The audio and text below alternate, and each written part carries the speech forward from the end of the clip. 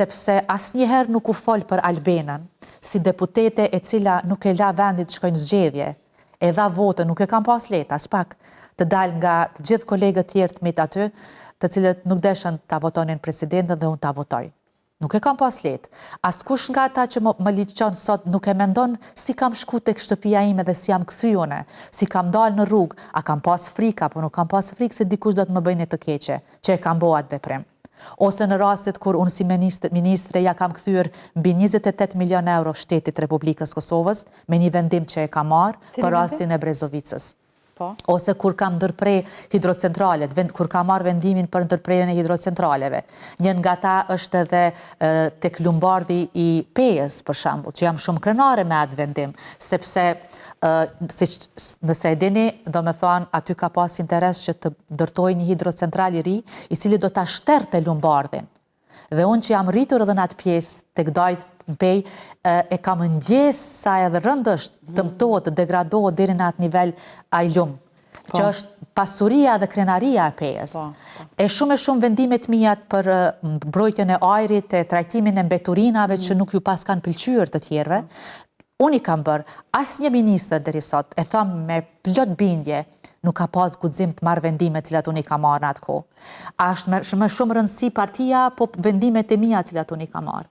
Ose në pozicionin tim si deputete, si kryetare e Komisionit për Shëndetësi, kur kam punu në ligjin, kemi bërë ligj për 2 javë krenare, ligjin anti-Covid. Më zhdasht komunikoj me ministra të shëndetësisë të shteteve të Evropës, të bisedoj me kolegë të legislativit në shtete tjera, çdo ditë, çdo mbrëmje, që të vendosnim se si ta bënim një ligj për 2 javë ditë. Ose ligjin për edukim në familji të hershme. Kam qenë kryesuese që kemi punu në ligjin për edukim familji të hershme. Rezultatet e cilit do t'ja shohim më vonë, por unë kam dhënë kontributin aty.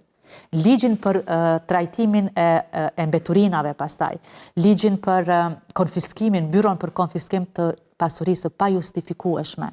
Unë mezi pres që ai ligj të funksionalizohet dhe nëse qytetari do të më jep besim, i premtoj që do t'i qëndroj në krah dhe do të qëndroj zë i paheshtur derisa të implementohet dhe funksionalizohet ai ligj, sepse me funksionalizimin e atij ligji do t'ju zhveshën maskat shumë politikanëve në shumë parti politike.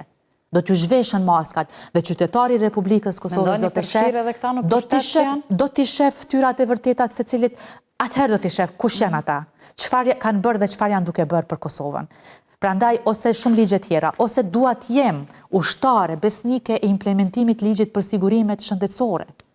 Ky popull ka vuajtur shumë derisa ka pas një. Ndoshta të ishte debati, secili debat, ku do që zhvillohet, edhe ky do të ishte edhe interesi i qytetarëve se sa të personalizoheshin gjërat tek individi. Prandaj krenare, unë ndihem krenare, ashtu si jam rryt, me gjithë punën time, me gjithë kontributin tim prej ditës parë në politikë. Dhe kushdo që provon të njollos ose të përly angazhimin tim politik, i them, më vjen keq me gjithë këtë urrëtie, këtë vëner që po e vjellni, vjen keq për ju. Vjen keq për ju sepse nuk keni qenë në gjendje asnjëherë të thoni ju lumt për qëndrueshmërinë, për forcën, për të na përfaqësuar të mëtutje. Po mbi të gjitha unë i di që ai që i beson Albena Rishitajt, ai do t'i besojë edhe në të ardhmen.